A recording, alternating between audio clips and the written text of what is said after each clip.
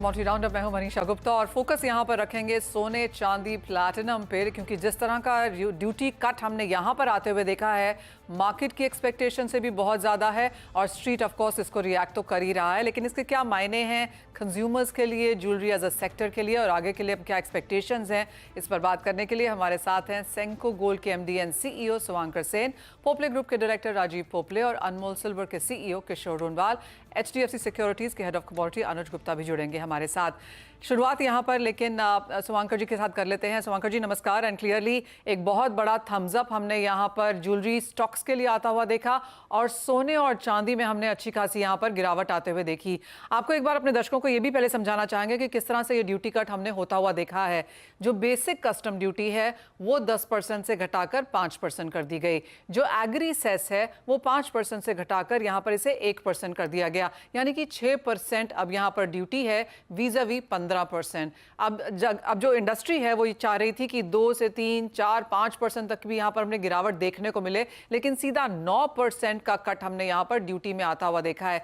वो एक ऐसे सेक्टर के लिए जो क्लियरली जिस पर सरकार की नजर रही है, जो सरकार चाहती है कि बहुत ज्यादा सोना कंट्री में इंपोर्ट ना हो। इसके लिए हमने काफी सारे फाइनेंशियल प्रोडक्ट्स यहां पर इंट्रोड्यूस होते हुए देखे हैं, चाहे वो सोवरेन गोल्ड बॉन्ड है, आप सोना अब यहां पर डिजिटल ले सकते हैं, गोल्ड ईटीएफ्स भी खरीद सकते हैं। तो काफी सारी चीजें इसलिए की गई कि सोना बहुत ज्यादा इंपोर्ट ना हो। लेकिन अब जिस तरह से ड्यूटी स्लैश होते हुए नजर आई है, इसके क्या मायने हैं ये समझने की कोशिश करेंगे। अनुज आपके पास ही पहले आते हैं, आप एज एन इंडस्ट्री से क्या देखते हैं?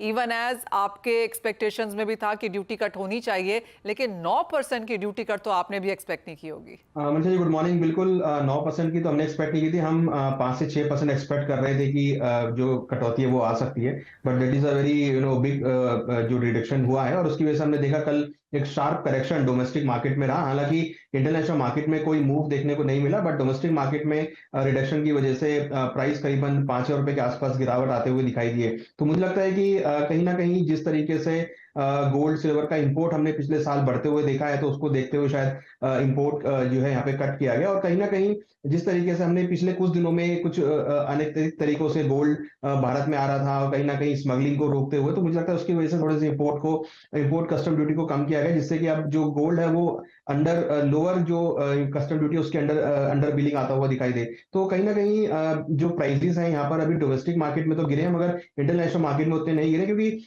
ये एक डोमेस्टिक रीजन है जिसकी वजह से भाव नीचे आते हुए दिखाई दे। बट अभी भी इंटरनेशनल कारण बहुत सारे हैं। जैसे कि अगर हम बात करें तो मोस्ट अवेटेड जो रीजन है वो इंटरेस्ट रेट का कट होना है, जो सितंबर में होगा, और साथ में जो चाइना की डिमांड है वो इंपॉर्टेंट है। तो मुझे लगता है कि फिलहाल अभी इंटरनेशनल कारण आगे के नए रोल प्ले करेंगे।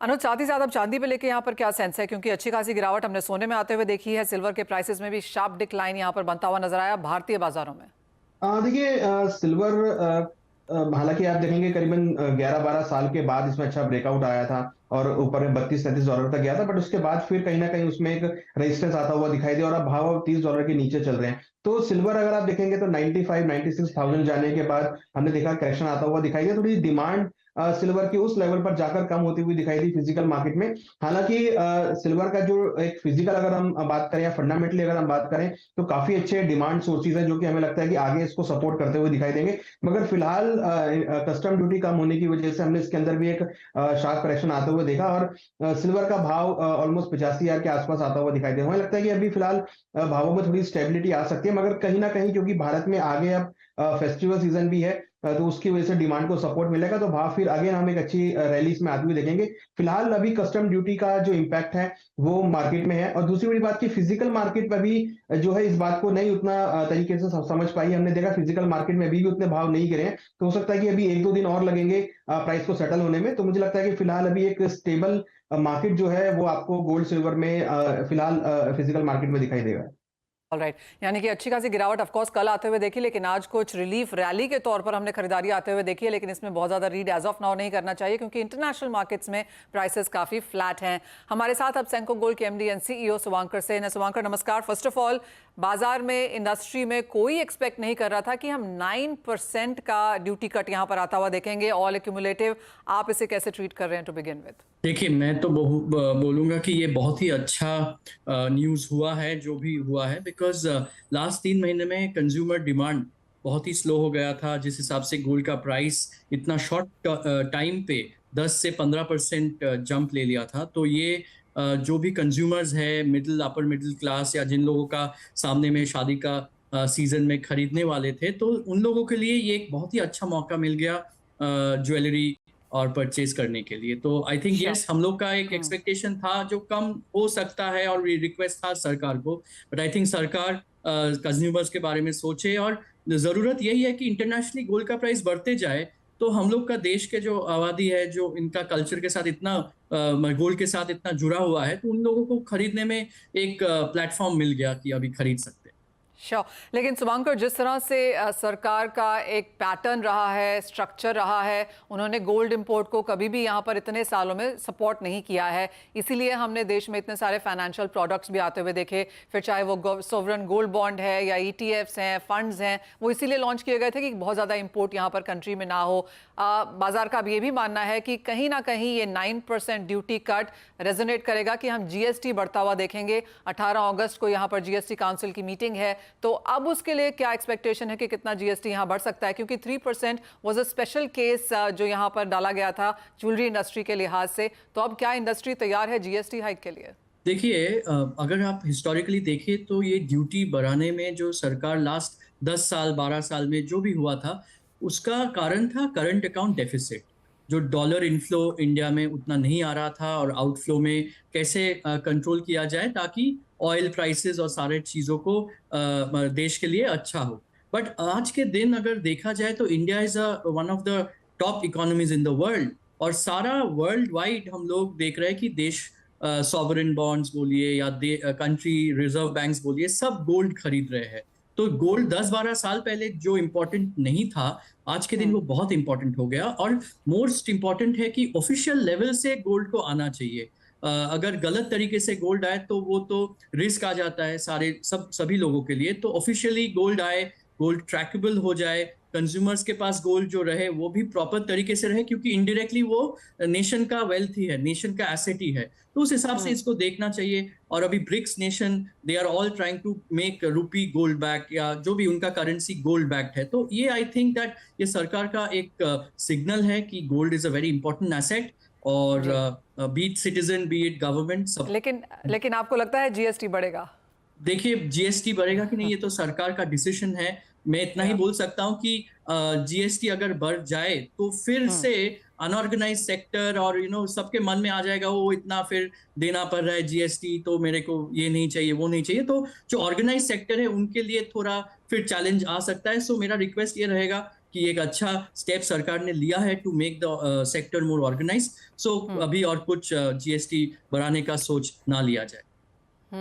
शुभंकर, साथ ही अगर ज्वेलरी एज अ सेक्टर की बात करें, और आपने पहले भी कहा है कि ज़्यादातर जो गोल्ड आप लेते हैं वो हेज्ड रहता है, पर उसकी भी कितनी क्वांटिटी है? ज़्यादातर बहुत सारे ज्वेलर्स ने ये भी हमसे कहा कि नहीं, वो पूरा हेज यहाँ पर नहीं करते हैं। काफ़ी ओपन एंडेड बाइंग भी यहाँ पर बैंक्स के साथ है। अभी जल्दी ही IIJ उन्हें आने वाला है, तो काफ़ी ज्वेलर्स ने सोना इसलिए भी उठाया है, और वो सभी कुछ यहाँ पर हायर ड्यूटी पे है। तो क्या कोई नेगोशिएशंस हैं, रीनेगोशिएशंस हैं, एक वन टाइम हिट जिस तरह की इन्वेंट्री होल्डिंग्स हैं ज़्यादातर ज्वेलरी सेक्टर की, वो भी शायद हम यहाँ पर बनता हुआ देखेंगे?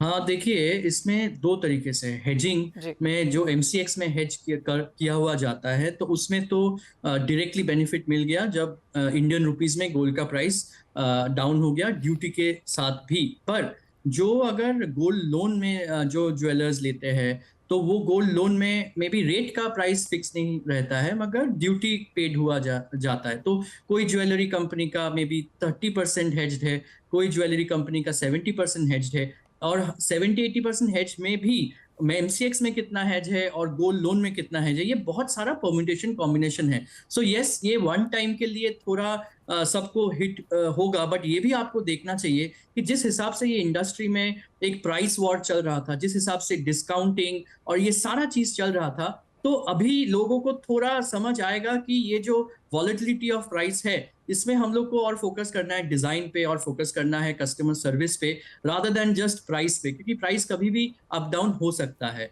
और अभी IIJs आने वाले हैं, लोगों को तो मतलब सब लोग प्लान करके चल रहे हैं, बट पॉजिटिवली ये देखना चाहिए। एज अ रिटेलर मैं तो फील कर रहा हूँ कल से और आज भी कंज्यूमर्स के अंदर में बहुत अच्छा जोश आ गया है, एंड हम लोग का बिजनेस ग्रोथ होने का बहुत बड़ा चांस है। सामने सीजन आ रहा है, तो ये जो स्लो डाउन था, जो लग रहा था बिजनेस नहीं हो रहा है, ये प्राइस के चलते हुए फिर से बिजनेस पूरा अच्छे तरीके से होगा।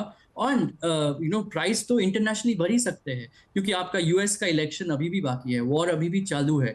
तो इसके लिए इंटरनेशनली अगर गोल्ड का प्राइस ऊपर जाता रहा तो फिर से आपका देखेंगे 4-5% प्राइस बढ़ जाना कोई बड़ी बात नहीं है। साथ ही साथ सुवंकर, अगर हम पिछले साल की बात करें तो, और ये वर्ल्ड गोल्ड काउंसिल का डेटा है जहां पे उन्होंने कहा है कि पिछले साल इंडियंस ने 576 टन सोना ज्वेलरी के तौर पर खरीदा।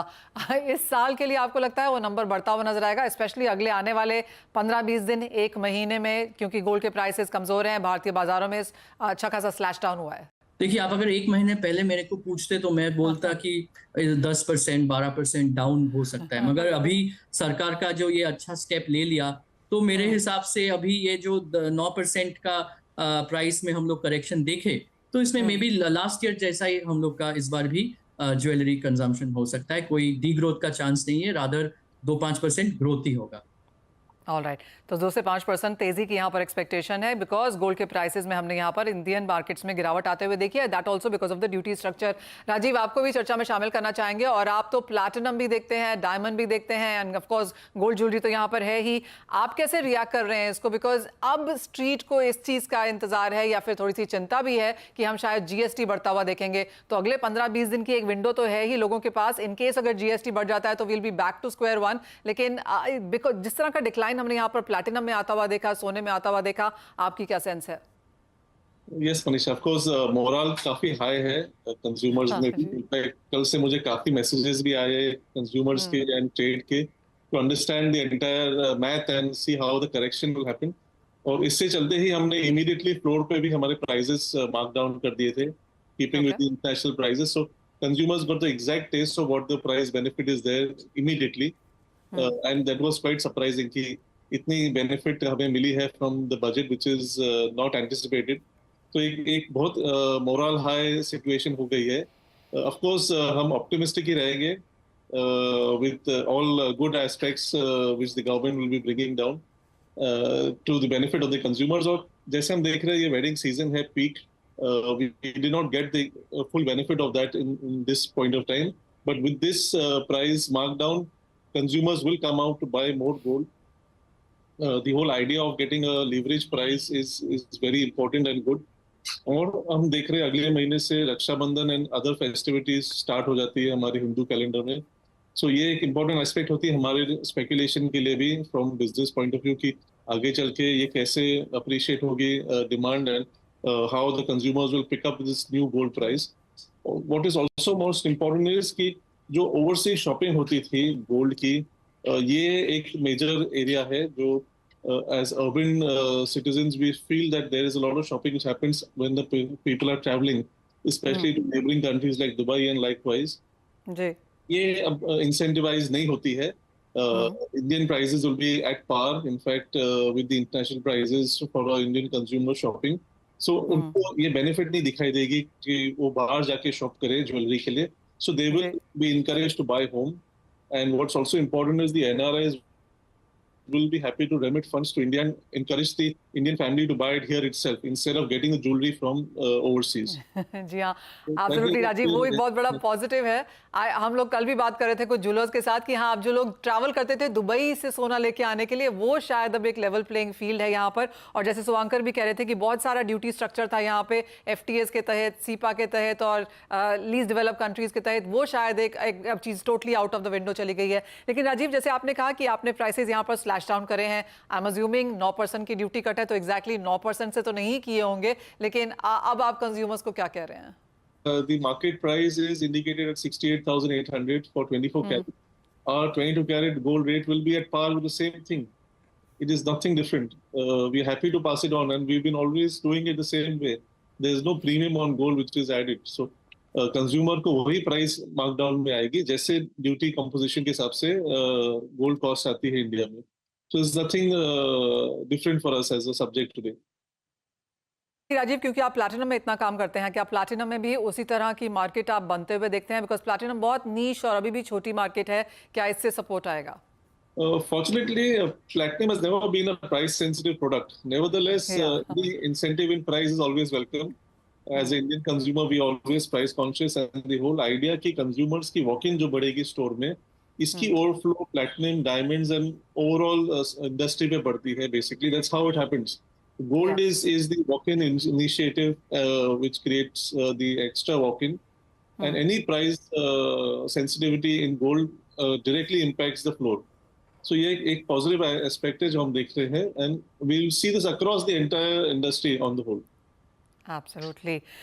तो क्लियरली एक अच्छा टाइम है, कंज्यूमर्स को खरीदारी के मौके भी हैं, और जैसे हमें शुभंकर और राजीव दोनों ही बता रहे हैं कि फुटफॉल्स बेहतर हो रहे हैं. और हम आपको याद दिला दें कि जीएसटी मीटिंग है, उसके ऊपर ज़रूर ध्यान रखें जो 18 अगस्त को है. शायद कुछ निकल के आए, नहीं आए, लेकिन एक स्ट्रीट कॉन्वर्सेशन ज़रूर है कि इतनी स्ट्रॉन्ग जो ड्यूटी कट हुई है तो शायद यहाँ पर हमको जीएसटी में इंक्रीज आता हुआ देखें. लेकिन क्योंकि 18 अगस्त को ये मीटिंग है तो अभी भी काफ़ी समय है, तो क्लियरली वो फुटफॉल्स शायद अगले 15-20 दिनों में बढ़ते हुए नजर आएंगे. लेकिन इसी के साथ बहुत शुक्रिया शुभंकर और राजीव आपका जुड़ने.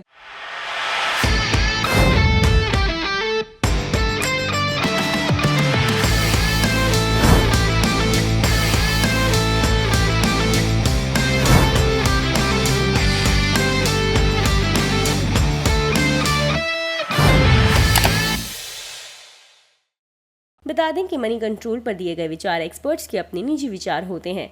वेबसाइट या मैनेजमेंट इसके लिए उत्तरदायी नहीं है.